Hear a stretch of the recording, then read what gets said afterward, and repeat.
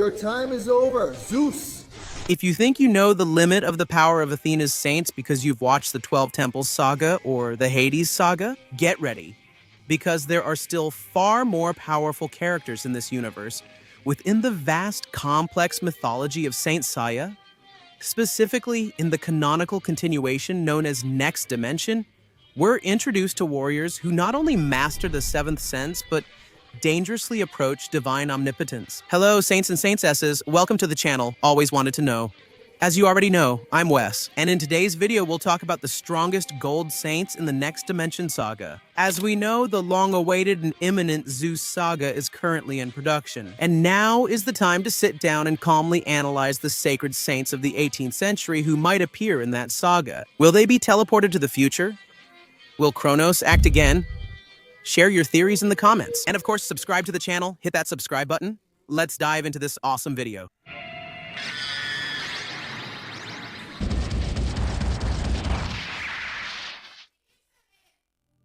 Starting with Shijima of Virgo, the Silent Man. When we think of the Virgo saint, Shaka's image immediately comes to mind as the man closest to God. However, when we travel back in time to the Holy War of 1747, we meet his predecessor, a man whose aura of sanctity and power might be even more enigmatic. And his name is Shijima of Virgo. He's one of the main gold saints in Saint Seiya, Next Dimension.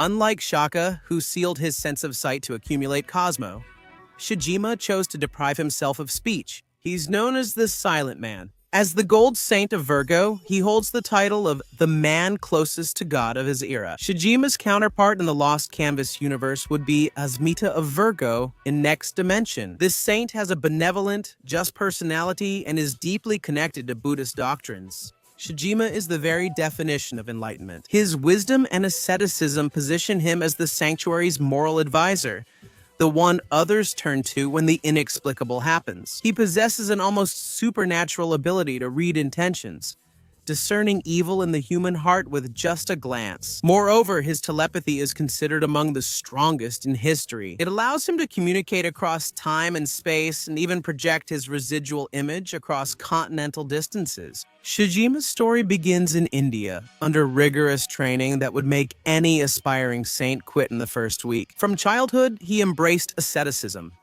the practice of denying worldly pleasures and focusing entirely on the spirit. His final trial was the 1,000-day pilgrimage. The location was a Buddhist temple on the banks of the Ganges River. The goal was to hear the voice of the gods and understand the truth of the universe. However, what Shijima found was horror. Day after day, he saw corpses floating down the sacred waters of the Ganges, a constant, brutal reminder of human mortality. The silence of the gods was deafening. He sank into inertia and deep depression, questioning whether life held any value in the face of inevitable death. His training was so extreme that he nearly lost physical hearing, plunging into sensory isolation. It was here that the figure of Odysseus of Ophiuchus, then merely a legendary silver saint and healer, entered the scene. Odysseus not only healed Shijima's ears, but also his soul. He explained that Shijima's anguish was paradoxically proof of his divine connection. He was already unconsciously speaking with the gods, and his pain stemmed from that cosmic empathy. Odysseus's counsel became the turning point. Abandon your selfish quest for absolute truth and focus on your true duty.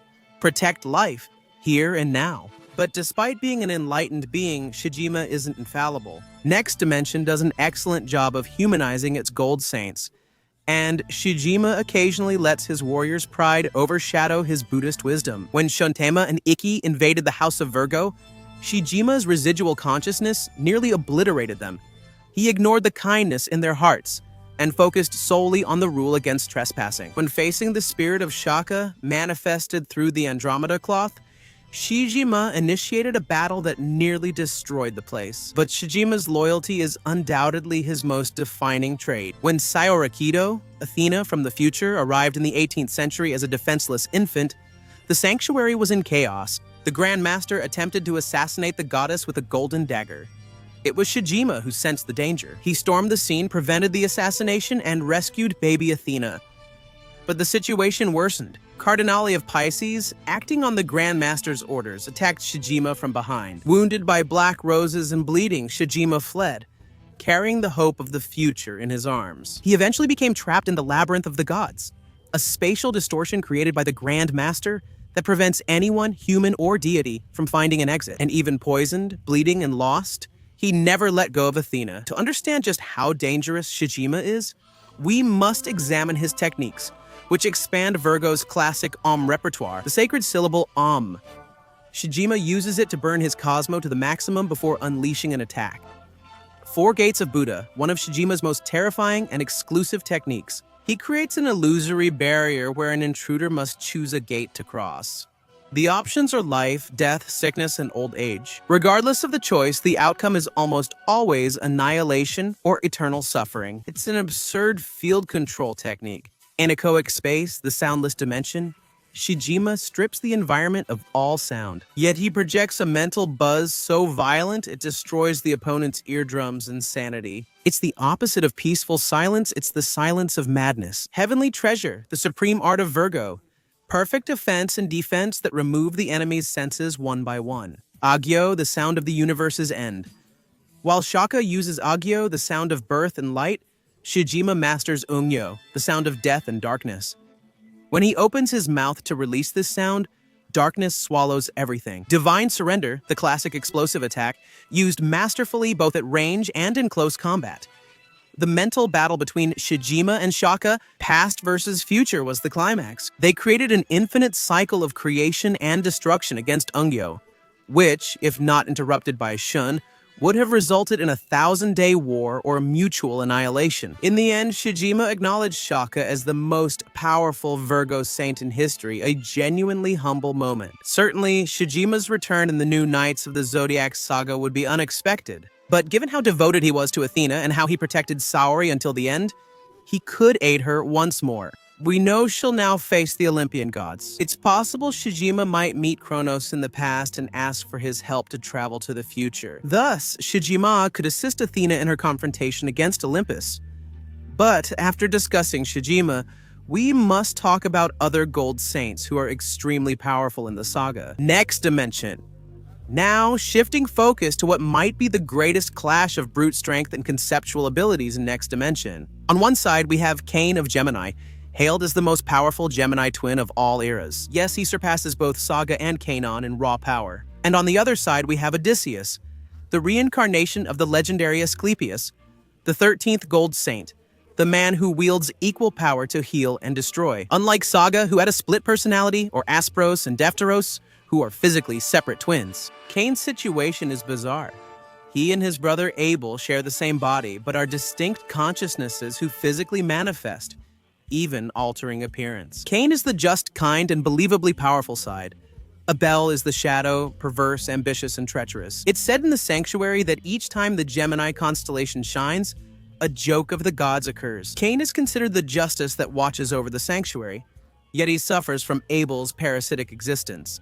When Odysseus resurrects and begins ascending the 12 houses to supposedly claim Athena's head, he reaches the house of Gemini. The first to greet him is Abel. The battle begins typically. Odysseus doesn't assume a combat stance, he assumes the posture of a superior gold saint. And using his scanning ability, similar to a cosmic X-ray, Odysseus diagnoses Abel as a disease, realizing Abel's soul is a tumor. Within Cain's existence, with a precise movement, Odysseus performs spiritual surgery. He directly attacks Abel's cells inside Cain's body. Abel begins to feel his existence being erased. In his final moments, the evil side shows a trace of honor. Trusting Athena's protection to his brother, Abel disappears, leaving the body purified and fully under Cain's control. This establishes a frightening fact. Odysseus can remove a gold saint's cells with a single gesture, treating them like lab experiments or test subjects. Cain, now in control and aware of the danger Odysseus poses, wastes no time. He unleashes another dimension. A rift in space-time opens, sucking in everything around it. Odysseus is dragged in. It seems like the end, but here enters the Lord of the Realm. The sanctuary is under the influence of Asclepius, the original 13th Gold Saint. When Athena travels to the past using Kronos, the god of time's power, a rift in space-time opens. This allows Asclepius to possess Odysseus's body and cast the sanctuary under his dominion, distorting the past's space-time. Space-time is so unstable that Cain's technique fails catastrophically. The technique's failure wasn't Cain's fault nor Odysseus's merit, but rather a result of environmental conditions imposed by this spatio-temporal distortion. The technical draw here is justified. Realizing dimensional tricks wouldn't work and that Odysseus was about to use his technique to put him to sleep, Cain decides to attack. With everything he's got, he burns his Cosmo to the absolute limit. We're talking about a Cosmo that characters within the work themselves describe as the most aggressive ever sensed. In the House of Gemini, he fires Galactic Explosion. Next Dimension's artwork shows us something devastating. The roof of the House of Gemini is pulverized. The technique used disintegrates matter and drags atoms along with it. The trail of light soars into the heavens, demonstrating just how powerful Cain is. Odysseus takes a direct hit, and the next scene is worthy of a horror movie. The Ophiuchus cloth stands empty. Chunks of flesh, severed limbs, and blood rain down upon the Gemini temple. Cain watches in horror. He literally exploded the 13th gold saint into pieces. Cain breathes a sigh of relief until he hears a voice. He looks up, and Odysseus's head floats alone in the air. The Serpentarius calmly speaks. "Did you forget I'm a doctor? Here we witness the true power of Ophiuchus, absolute biokinesis." Odysseus commands his cells, muscles, and bones as if time itself were rewinding. The pieces of his body reassemble, nerves reconnect, and flesh seals shut in seconds. Odysseus stands upright, unharmed, without a single scratch, and declares faithfully, "Operation complete, I've been restored." Cain, exhausted and out of tricks, succumbs to sleep. Odysseus uses hypnotherapy, a Cosmo emission that plunges his opponents into a deep, healing slumber. He doesn't kill Cain. He simply removes his consciousness and passes through the House of Gemini. This battle provides us with crucial data for the Saint Seiya power scale. Both Shijima and Cain are the only characters who managed to stand against Odysseus. Cain was able to physically pulverize Odysseus. His galactic explosion is possibly the most powerful physical offensive technique ever shown among the Gold Saints. Odysseus's regenerative ability transcends mortality. He doesn't need to win the clash of energy, he only needs to survive it. And since he can reconstruct himself from just a head, or even less, he is virtually immortal. In conventional combat, Odysseus operates on broken ability logic. He can heal any wound and instantly put enemies to sleep. Cain embodies brute force and spatial distortion.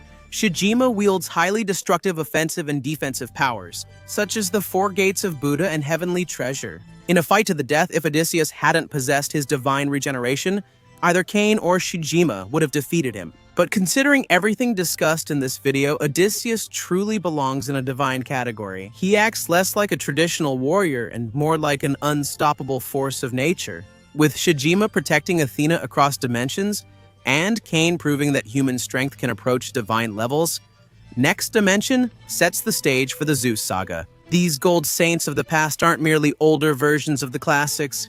They're legends who pushed Cosmo to levels no one thought possible. And for that reason, their aid in the new Knights of the Zodiac saga would be more than welcome. Fans theorize that Odysseus of Ophiuchus will return in the Zeus saga. This is because he was purified and Asclepius' soul was imprisoned in Tartarus. Cain of Gemini, like Shijima, would need some other reason to reappear in the story, and Asclepius might be freed once again. In the new Zeus saga, who knows? Perhaps by a malevolent god or the whims of the Olympians. Will Kronos truly play a role in this saga? That's a topic for the next video. And if you enjoyed this deep analysis and want to keep unraveling the mysteries of Cosmo, the 13th Gold Saint, and the upcoming Odyssey, click subscribe down below and of course leave a comment sharing your thoughts on the video. That's all for now. Thanks for watching until the end, and see you next time, fellow Saint. May your Cosmo burn to infinity.